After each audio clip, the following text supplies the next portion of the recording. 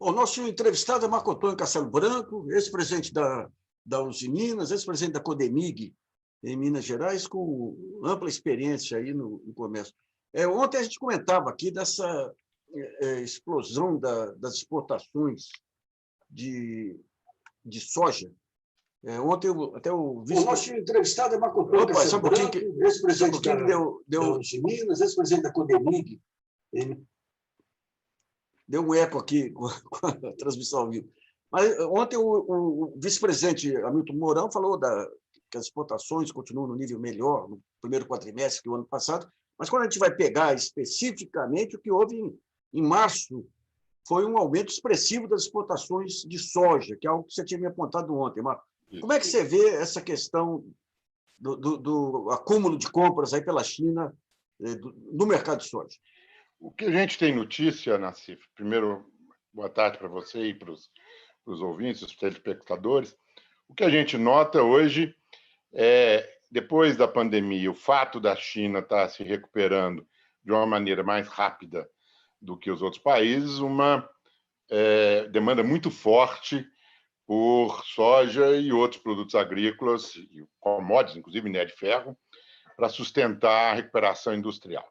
Mas, de uma maneira estrutural, e isso já não é recente, você tem uma crescente participação da China como importadora dos excedentes de soja no mundo, de tal maneira a fazer frente à necessidade de proteção de proteína animal na própria China. A produção interna de soja na China é muito pequena. E qual que é o principal problema? Se ela tem uma previsão desse ano de 117 milhões de toneladas de soja de déficit, e os 5 maiores países para atender esse déficit Brasil, Estados Unidos, Argentina, Ucrânia e alguns outros poucos países, talvez um pouco Canadá, você vai ter no Brasil uma responsabilidade praticamente de 50% desse excedente mundial. E a pressão vem em cima do fornecimento brasileiro. Com a desvalorização do câmbio, você vai ter uma pressão muito forte exportadora e com reflexos nos preços internos que vão, então, impactar provavelmente o preço das rações que servem para a alimentação da produção avícola e da produção animal de uma maneira geral. Como não tem sido política de formar estoques reguladores, o impacto do aumento de preço da ração na alimentação vai ser direto. Então, você tem um risco muito grande de ter impactos inflacionários advindos de uma coisa excelente, que é o fato do Brasil ser campeão na exportação e na produção de grãos. Quer dizer, é um paradoxo, né? Onde nós temos uma competitividade relativa reconhecida e uma posição geopolítica enorme, é aquilo que mais vai prejudicar o consumidor interno, exatamente porque você tem um grande comprador que, dado as confusões políticas que tem hoje com os Estados Unidos, tende a comprar preferencialmente do Brasil. Ou seja, essa conjuntura de um déficit sistemático de fornecimento de soja para a produção de proteína na China. E o fato do Brasil ser um player reconhecido, maior no setor, traz um risco de inflação interna por falta de uma coordenação política. Como usar a produção brasileira de grãos e a capacidade exportadora dela sem afetar a inflação interna, que é o principal problema que nós temos convivido ao longo dos anos.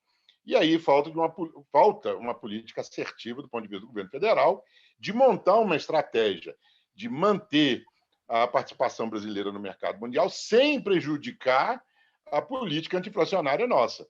Porque o efeito imediato, tradicional que tem tido, sobe a inflação de alimentos, automaticamente sobe os juros acarreta toda a depressão da dinâmica econômica, como a gente já tem conhecido, né? Então, a alternativa seria o imposto de exportação, é isso?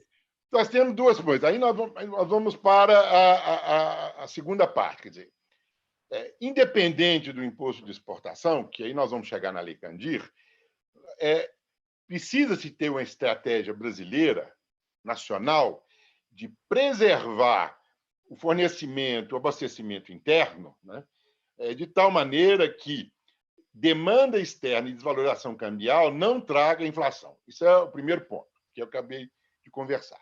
O segundo ponto é um problema também anacrônico nosso, que advém da Lei Candir. A parte mais dinâmica da economia brasileira, mesmo que a gente não consiga aceitá-la como sendo o nosso futuro, que é a parte do agronegócio, ela é a mais dinâmica, ela tem crescido mais, ela tem tido uma incorporação de tecnologia muito grande, mas não é onde nós queremos ficar. Nós não queremos ser exportador de minério de ferro e soja e importador de produto manufaturado. Mas é fato que ela é a melhor parte hoje, a mais dinâmica da economia. E os estados brasileiros, desde a Lei Candir, renunciaram à possibilidade de tributar a parte mais dinâmica da economia que eles possuem. Então, você fica numa situação meio caótica. Aquilo que mais cresce é aquilo que menos contribui para a finança pública, porque, erroneamente, a Lei Candir impôs aos estados algo que a Constituição de 1988 não fez. Que a Constituição de 1988 isentou a tributação das importações do produto industrializado. O produto básico e semi-manufaturado, a Constituição de 1988 permitiu a tributação. Só que teve aquele discurso, digamos assim, neoliberal na época de 1995, 96, que foi quando houve a discussão de isentar completamente as exportações de produtos básicos e manufaturados. Entre 1988 e até a Lei Candir, o Brasil conviveu com um convênio no nível do secretário da Fazenda, que encontraram uma formulação que valia para todo o país de quanto tributar de produto básico e de produto semi-manufaturado. Produto básico, além de minério, grãos e produtos agrícolas. O coeficiente da tributação era, dado o grande peso do básico em relação ao semi-manufaturado, era relativamente pequeno. A tributação era em torno de 6% do ICMS. 6% que, se aplicado às exportações de produtos básicos e semi-manufaturados de 2019, daria algo de 50 bilhões de reais para os estados. 50 bilhões de reais que, tecnicamente, seria pago pelo consumidor externo e não pelo consumidor interno. Ou seja, nós abrimos mão de tributar o consumidor externo e deixa o cidadão e o consumidor interno na penúria. Existe um discurso muito falacioso de que a tributação de commodities ela é prejudicial à competitividade. Ele é falacioso porque as commodities, em princípio, elas não têm elasticidade de preço. Se você precisa de soja, você vai comprar ao preço que tiver. Se você precisa do minério de ferro brasileiro, porque não tem substituto, você paga o preço que precisar. Então, tanto o minério de ferro já mostrou isso, está mostrando agora, inclusive, essa semana, nós estamos vendo o minério de ferro sair de um patamar de $85 por tonelada, subir a $100 por tonelada. Ou seja, você tem um crescimento do preço da commodity e, ao mesmo tempo, tem um discurso que diz que se eu tributasse em 5%, 6%, eu estaria perdendo a possibilidade de vender minério. Isso é uma falácia absurda. Você vai vender o minério porque não tem substituto para ele. Enquanto tiver demanda para fazer aço e enquanto tiver necessidade da soja brasileira para atender a produção de proteína na China, vai se pagar o preço que ela tiver. E é um absurdo isso. Você não considerar a fase mais dinâmica da economia brasileira e usar essa parte dinâmica para financiar a parte que nós queremos modernizar. A relação do Brasil com a China é uma relação de de baixa complementariedade, nós estamos em vários setores de produtos manufaturados competindo um com o outro, mas eu imagino que seria interessante para o país negociar termos de troca com a China que nos permita, por exemplo, acesso ao mercado de produto industrializado. A produção siderúrgica que eu conheço um pouco, ela carece no Brasil de escala.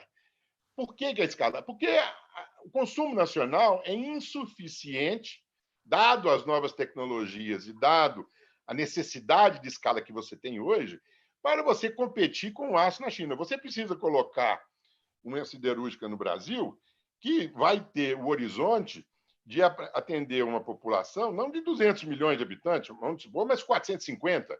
Esses 250 milhões adicionais está sobrando na China, 1 bilhão e 400 milhões de pessoas lá, e nós não conseguimos acesso a mercado para poder abastecer com produto manufaturado um país que tem 1 bilhão e 400 consumidores, 870 milhões de pessoas na classe média, e estamos relegados aqui a ter um acesso a mercado muito pequeno, e não conseguimos ter escala por causa disso. Ou seja, nós temos o produto mais essencial, que dá maior poder de barganha, que é o alimento, e não usamos isso para barganhar vantagens para a indústria. Exatamente. Quer dizer, falta uma concepção de longo prazo e uma concepção, quer dizer, uma estratégia econômica, né? A agricultura e as commodities que nós temos por graça do Criador, elas não podem significar para o Brasil uma escravidão de longo prazo.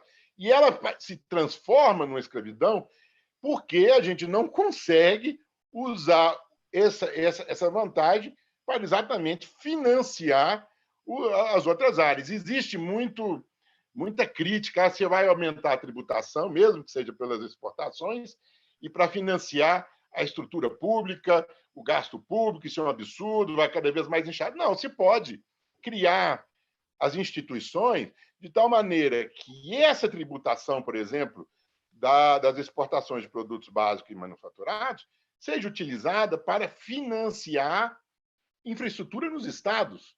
Isso carece. Os governos estaduais hoje, desde do governo Fernando Henrique Cardoso, quer dizer, eles estão num processo de involução e de dependência que existia no Império. Quer dizer, uma baita bandeira isso, Marco. Hã? Uma baita bandeira isso aí para os governos estaduais. Eles conseguiram essa semana, finalmente, que o Supremo votasse os passivos aí da Lei Candir. Pois é, a Lei Candir ela precisa ser extinta. E existe a capacidade de convencer o parlamento, porque o parlamento, você tem lá a bancada do boi, que é, em princípio, muito temerosa de perder a capacidade competitiva que ela alcançou nos mercados externos. Numa capacidade, existe argumento suficiente que, se você reverte 6% de tributação sobre a parte mais dinâmica, que não é só a commodity agrícola, a commodity mineral também deve encontrar, para você financiar a infraestrutura que vai agregar competitividade ao próprio agronegócio. O que acontece hoje? O agronegócio ele sofre da falta de infraestrutura. Olha as estradas no Mato Grosso do Sul, no Mato Grosso, olha a carência de assistência e de formação técnica que eles têm. Nenhuma infraestrutura nas áreas mais dinâmicas do campo, que são as áreas de soja, de milho. Quer dizer, o que hoje o Brasil usufrui do agronegócio foi construído na década de 70, no governo onde o Aloysio Paulinelli criou o primeiro programa de desenvolvimento do Cerrado, de colonização do Cerrado, desenvolveu a Embrapa para produzir variedades que pudessem ser plantado em sequeiro. Quer dizer, isso tudo deu origem ao agronegócio de hoje. Mas o agronegócio de hoje ainda tem muita carência de infraestrutura. Sim. Os portos estão cada vez com atendimento muito precários. Para você ter uma ideia, só para atender a China, se o Brasil tiver de atender o déficit da China, são 6 navios por dia. 6 navios por dia. Quer dizer, é um anacronismo, né? Marco, obrigado aí pela sua entrevista, belas sugestões aí. Vamos ver se o consórcio do Nordeste aí assimila, porque pode ser uma belíssima bandeira, efetivamente, para canalizar recursos para os estados e para a infraestrutura de cada território aí. Eu acho que maior do que o problema da sanitária que a gente vive hoje na pandemia é a falta de ideias e de perspectiva, né? Hoje em dia não tem essa. Se você colocar no coador, não passa nada, rapaz, não passa nada. Exatamente, você não consegue dar esperança para nada. Muito obrigado, estou à disposição, sempre que você precisar. Um abração aí. Tá bom, um abraço.